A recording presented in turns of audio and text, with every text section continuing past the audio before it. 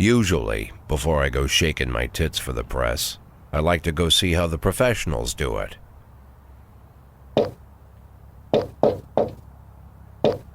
Some might say the chief of police has no business in an institution like this, but in fact it's the quietest and safest place in town. You won't run into any reporters, nobody gets into any fights, nobody drinks too much, nobody even raises their voice. The place is owned by an elderly gentleman who knows how to keep things under control. That's why I never invite my friends here. I wanted to make an exception for my 60th birthday, but most of my colleagues are young enough to be my sons, and they'd rather just hire prostitutes. Why stare at some boobs when you can take the whole package for yourself? But there's none of that in our club. Even looking too long is considered indecent. You can get an occasional glimpse, like by accident. The rest of the time you just pretend that you're immersed in conversation, or just come by for a drink. Doesn't mean these gentlemen wouldn't want their bald heads smothered in tits. It's just that nobody says it out loud. My younger colleagues might call it hypocrisy, but I call it the good old-fashioned manners. Good manners and leave the rest unsaid. She agrees to unbutton her blouse, and we agree not to pay too much attention. The girls are on a quiet prowl, too. They're looking for a way out of their cramped rooms. Maybe make friends with some wealthy patron with a pacemaker and dentures. Everybody wants something. But we have to control ourselves, or we'll all turn into libertines and prostitutes. Hell, if there weren't any rules, I'd be belching and farting, jumping up on the table, arms held high, yelling, "Shake it, baby!"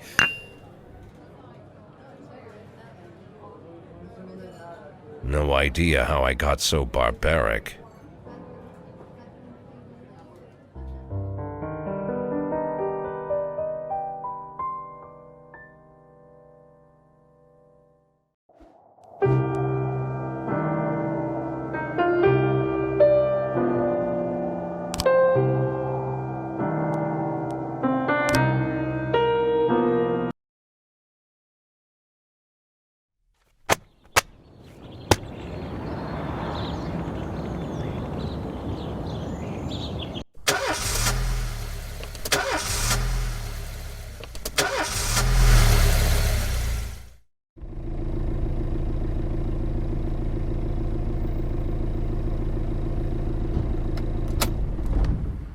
When I was a kid, my father sometimes told me at bedtime that if I closed my eyes and didn't open them for a long time, all the demons would blow away. Yesterday I turned 60, but I still take his advice. Not because I'm sentimental or want to keep the memory of my father alive. I just can't think of a better solution. To get away from all the demons that haunt Freeburg, I'd need to wear a blindfold 24/7. Plus, it's a good idea to act blind when talking to reporters. At least that's what my colleagues say. They're afraid of press conferences. But for me, it's more like a confessional. No matter what lies you tell, you're privately thinking the honest answers. It helps me remember who I am. The fact that I'll be reading all about it in the papers tomorrow is a small price to pay. Call it penance for the preacher.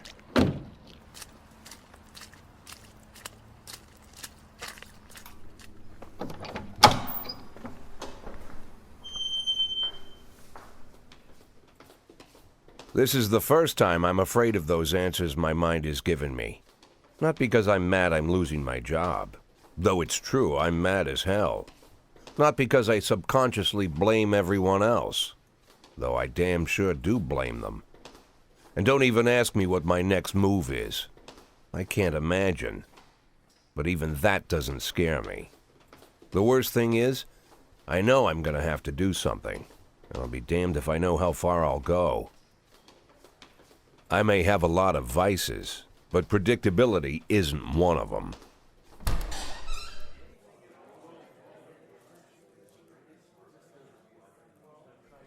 I learned a long time ago how to drive away the swarming demons.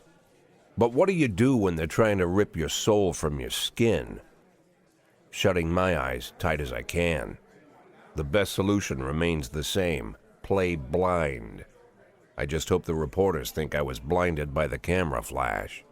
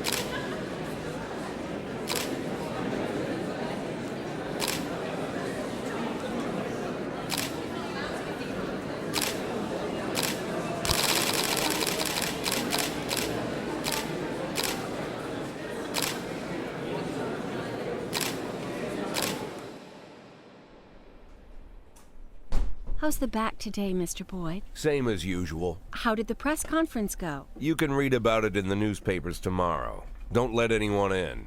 Even Mr. Kendrick? Especially Mr. Kendrick.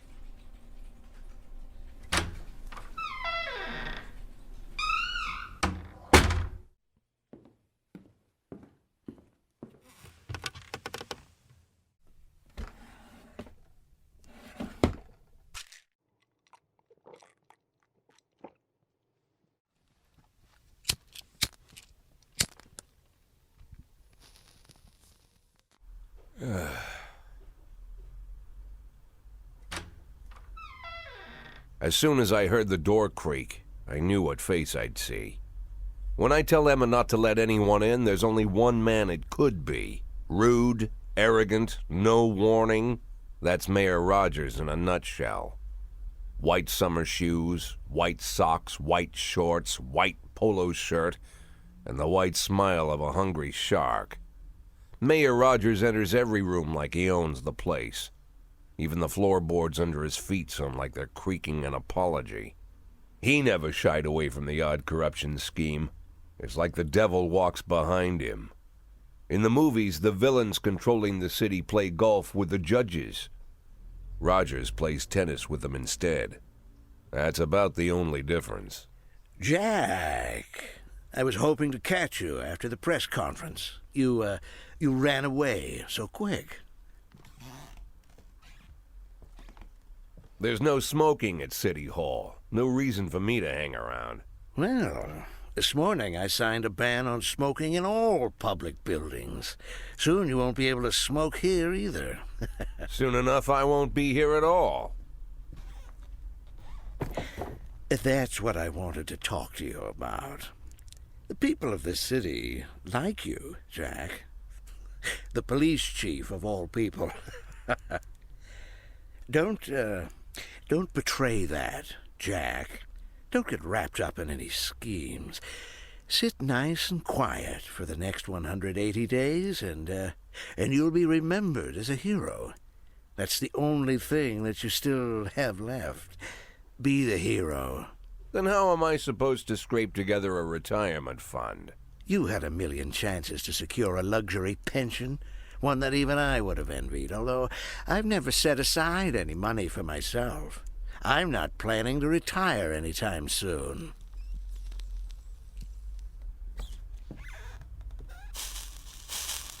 "180 days of quiet, Jack. That's all I need. I don't have any problems with you, and you won't have any problems with me. I have a new assistant, Troy Starr. If you have something to tell me, call him. But try not to bother him. He's a busy man." I'll do my best. "And quit smoking up the office. One of my friends will be using it soon."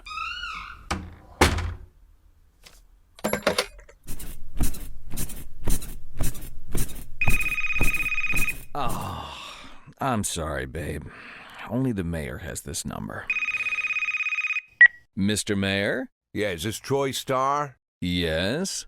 Go fuck yourself, Troy Starr.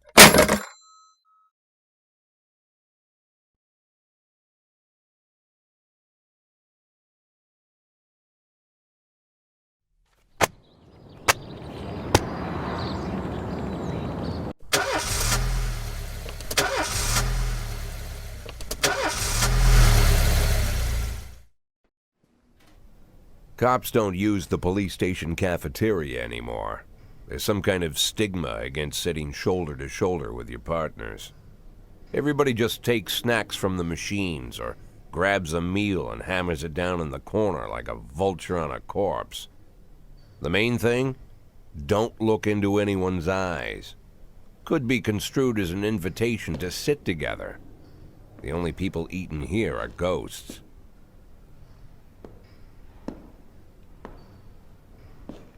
My deputy, Francis Kendrick. He recently became one of those ghosts. The subject of one of the most devastating corruption scandals in the history of Freeburg. No evidence to support the accusations, but everyone knows Kendrick's days are numbered. I need that file I asked for. Needs to be ready tonight. Francis didn't say anything, but I understood.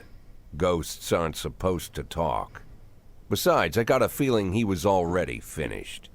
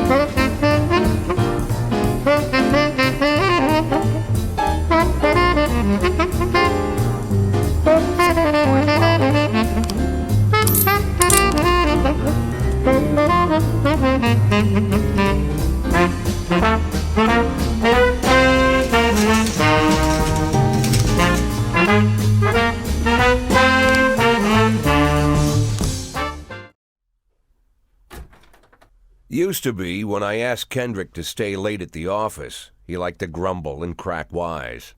Nowadays, he doesn't have the strength for it. Slumped shoulders, blank stare, wrinkled skin.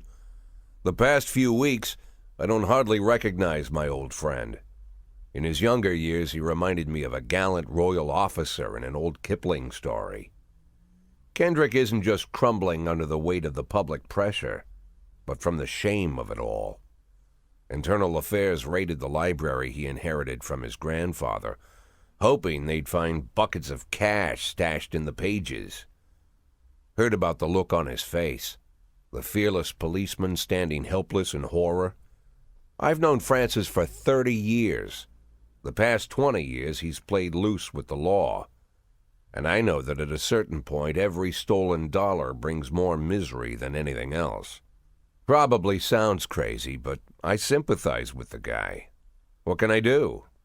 Your friends are your friends, and these are the waters we swim in. Called all of the people on that list today. Now they know you're in business, so you could get a call from any of them. You don't need to worry about any of them. I've cleared them all.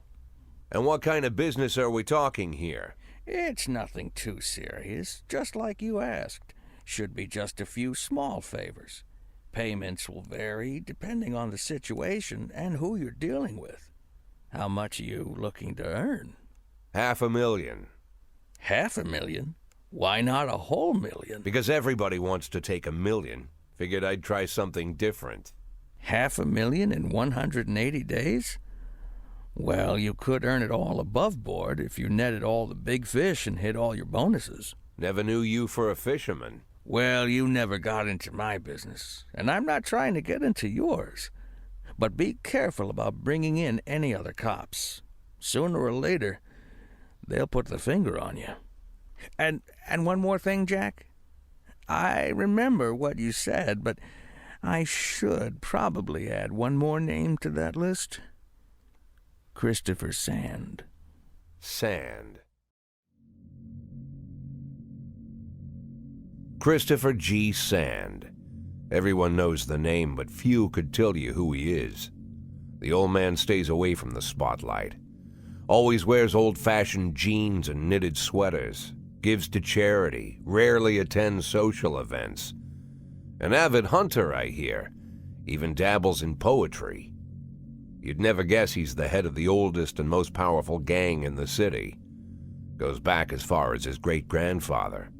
And Sand is strict about following the old rules. He rarely involves himself in commonplace murders and robberies. Hardly needs to intimidate anyone to get his point across.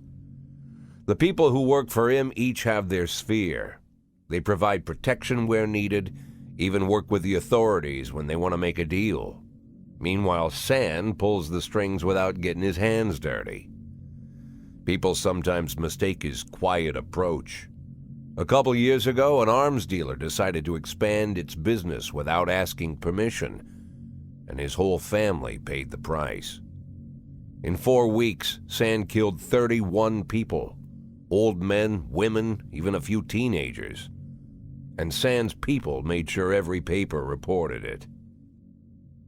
Frank, I don't want to hear you say that name again. Jack, please, listen to me. I'm in with these guys. We agreed, Frank. That's not the kind of business I'm into. I don't go there. Never have, never will.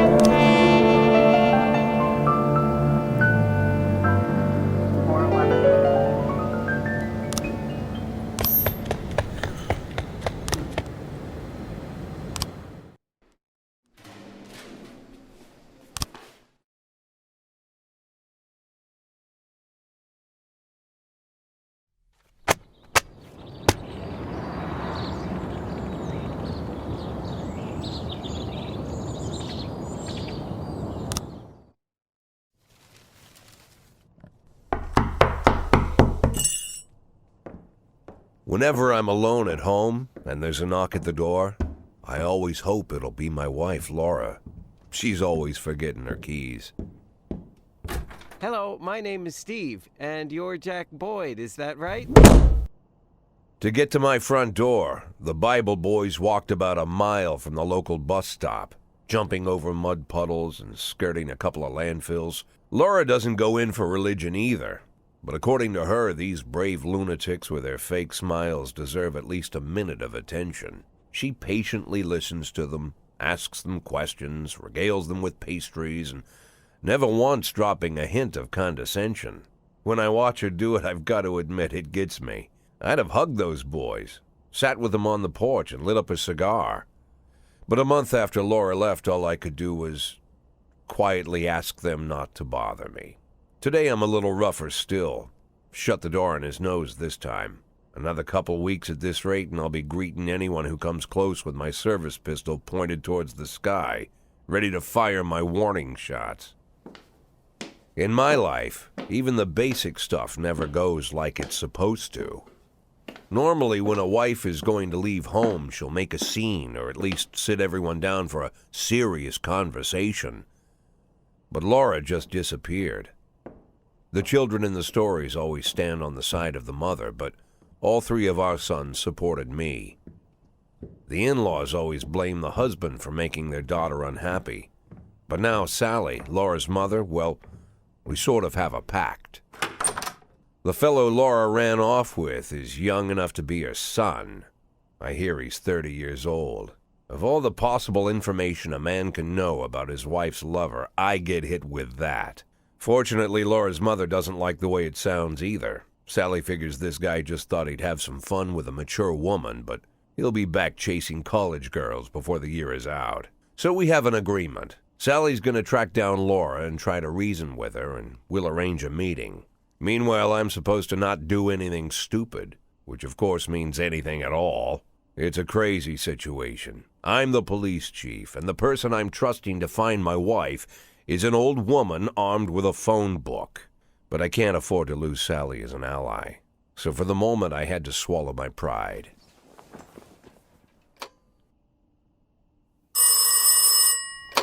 Hello. Mrs. Markham, this is Boyd. Oh, is there any news? That's what I wanted to ask you. Have you found anything? An address, phone number? Have you spoken to her? Don't worry, Jack. I've narrowed the range to 2 suspects, or whatever you like to say at your police building.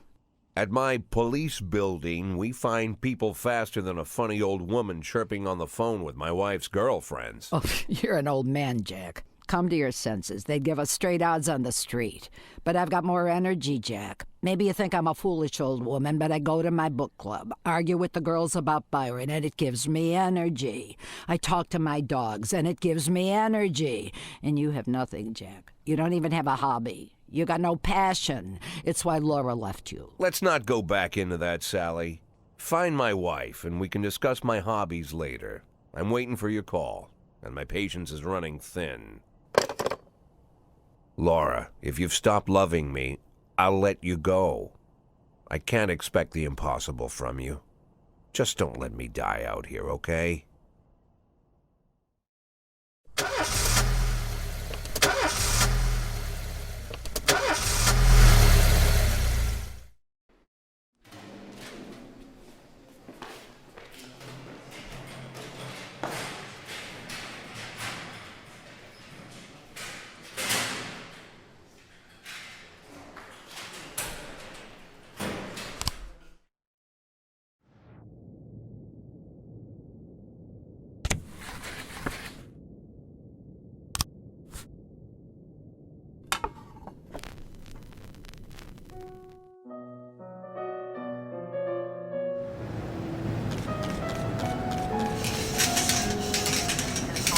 Progress.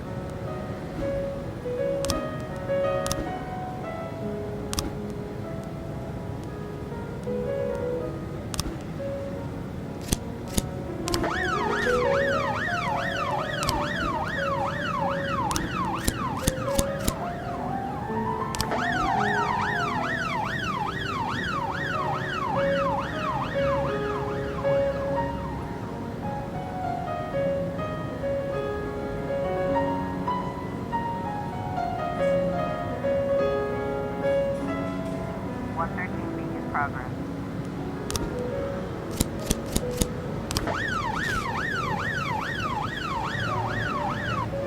12 complete.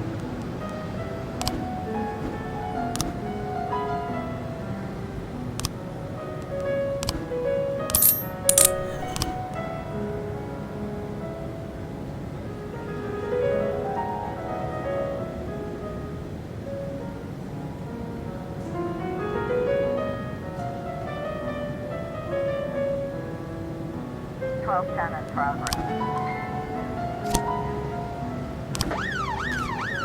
We've got a situation here.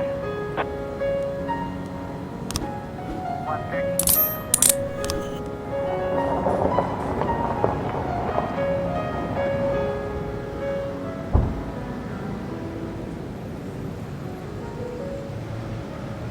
Twelve ten complete.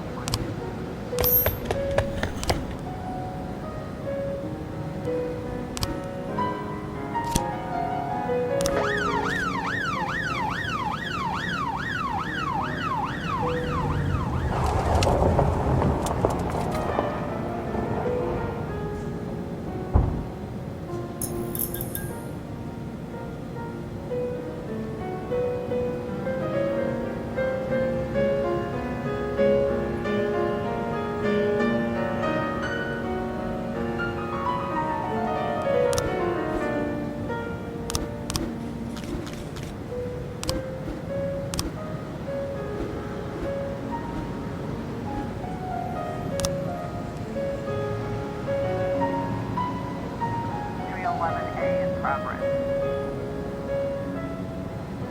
311A in progress.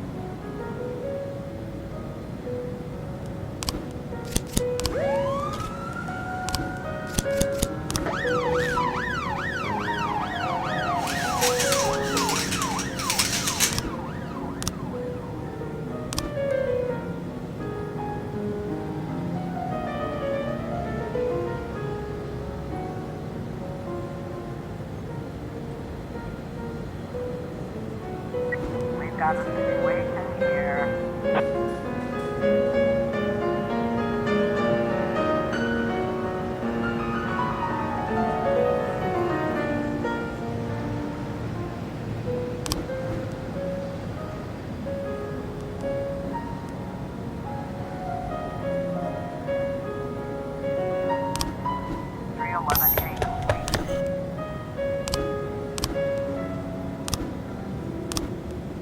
A complete.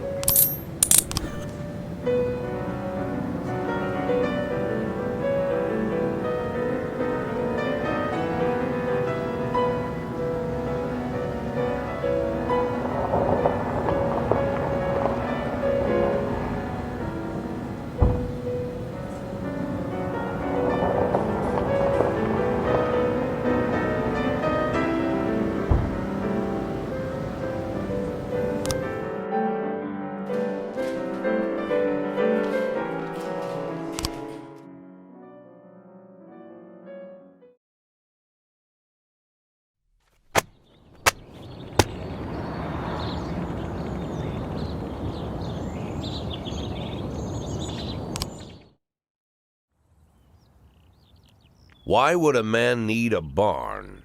To store all the stuff you can't bring home. About 30 years ago, back when I was young and interested in farming, I carried all kinds of junk home. After a day in the field, I'd come home with buckets, shovels, dirty boots and clothes, and instantly transform the living room.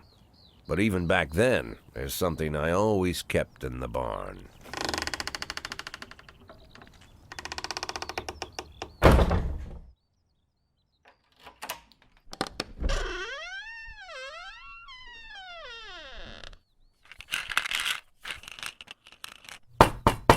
I stopped keeping my pills inside the house because every time I was about to take a triple, someone would knock on my bedroom door. Now they're knocking on my barn door. Well, fine. It's not every day that someone comes to visit your barn.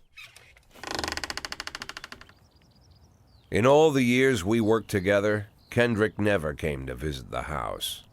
We drank at bars, went fishing, went to the mountains, even chased off some poachers one time. but he never came for dinner with the family. We never watched football over here. And now he's brought his friends to visit my barn.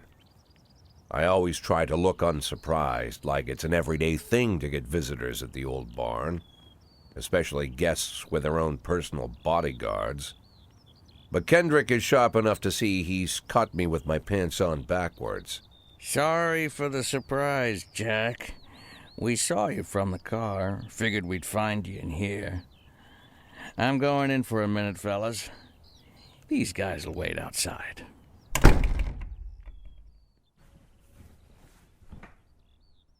How long you been dating the lover boys? They're Sans people, Jack. Yeah. So now you're appearing in public with members of the Mafia? Jack, I'm leaving tonight. More like fleeing. Jenny and I are taking the girls and making a run for it. Probably won't be seeing each other again. I've got new documents, a new name, a new life, everything new. The papers say you're still working your last week for the department. I've got to get out today. I won't be getting another chance. Don't know if you noticed, but the whole city is against me. You told your Mafia friends about your plans. Jackie, if I don't fix everything with them in the next few hours, they're going to kill me. And not just me. My family, my relatives, God, Jack, I don't know who else. They found out that I was planning to run and they demanded that we close our contract today. Your contract, Frank? Really? Is that how you talk now? Maybe you should call in the lawyers to straighten all this out. Now is not the time, Jack, please. I have a commitment to them until the end of the year. They need an inside line at police headquarters. I can't just give them back the money. That's not how the Mafia works. If I can't find someone I can trust tonight, I'm dead.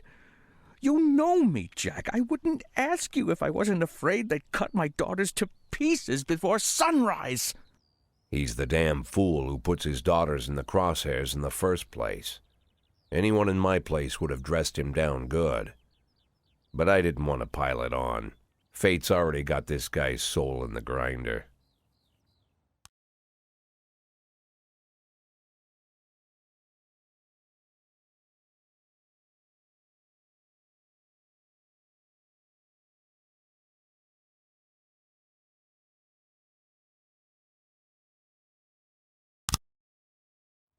Give him my phone number and tell him it's done. Don't call me. Don't come to work today. I don't want to see or hear from you again. Time for you to go. Jack, Get the fuck out of my nice cozy barn, Frank.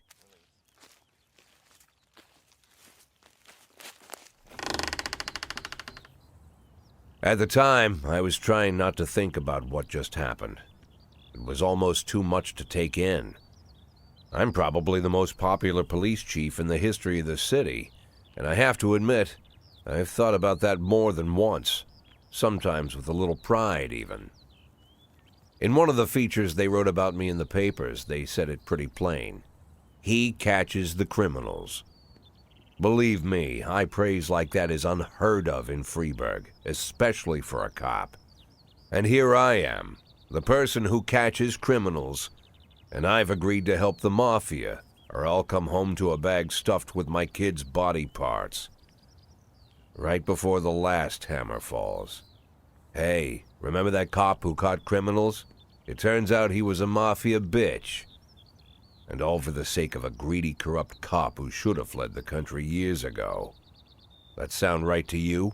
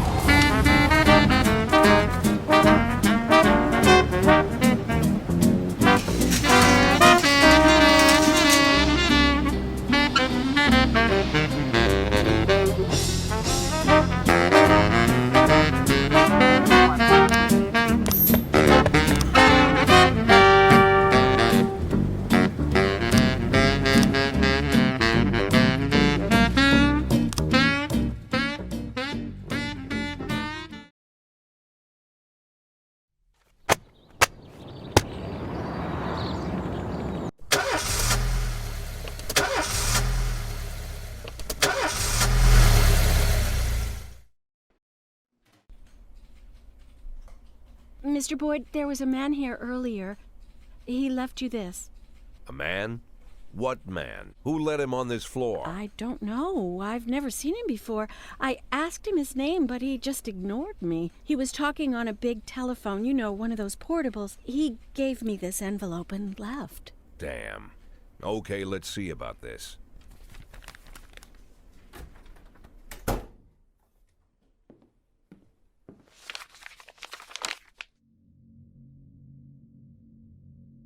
Of course, they could have shot them the second they took the photo, but I knew Kendrick and his family were all right.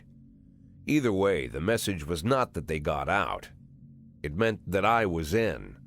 My servitude to the Mafia had begun. I'd only been in my new position 5 seconds, and I already knew why Kendrick called it a contract. You sound doomed if you call it what it is. A curse. Boyd. Good morning, Jack. I believe you just received my message. Who am I speaking with?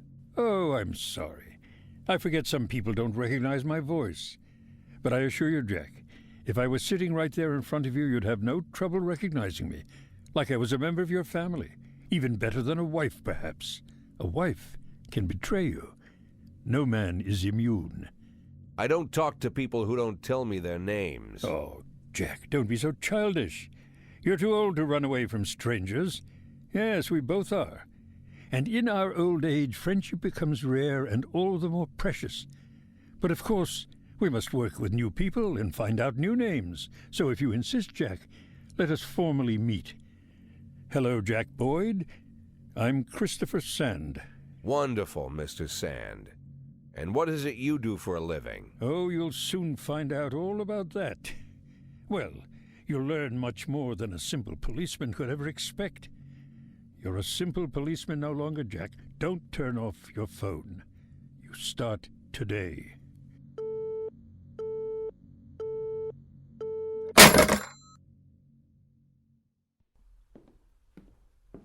Eight in 10. It's been my go-to principle since my first day on the job. I've got to let my colleagues hush up what they need to, 2 out of 10 times, so that they'll help me with the remaining 8.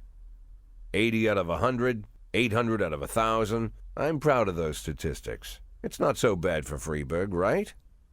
But now I just officially became a Mafia whore. I'm supposed to be fearing for my life, for the lives of my wife and children. But the only thing I can think, what's going to happen to 8 and 10?